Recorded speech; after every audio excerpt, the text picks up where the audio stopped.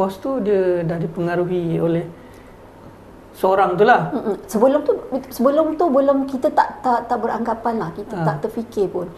Cuma bagi Kak Oni sendiri, Kak Oni rasa mungkin bos ada masalah lain kat rumah ke, ataupun dia stres ke, dia nak lepaskan pada kita. So selalunya fikir benda yang husnuzon je. Lepas tu macam mana boleh dapat tahu yang ada seorang yang hasut dia tu? Kisahnya sebab kita perasan story tu berlegar pada orang tu saja. Dia lah yang ganti kita. Lepas tu bos asyik nak puji dia. Dia buat kerja bagus. Dia ni lagi better. Dia buat lagi better pada you. You know what? Dia macam kita pun rasa macam asyik sebut nama member ni je kan. Perempuan jugalah. Perempuan jugalah kan. Bos lelaki? Tak adalah. Tak ada dia boleh tahu kat mana. Boleh tahu kat mana kan. Jadi macam kita pun macam pelik ni kan. Sebab ni pun akan rasa pelik tak bila bos asyik sebut nama orang tu je kan. Pelik juga. Kan. Macam ni budak ni buat lagi better pada you.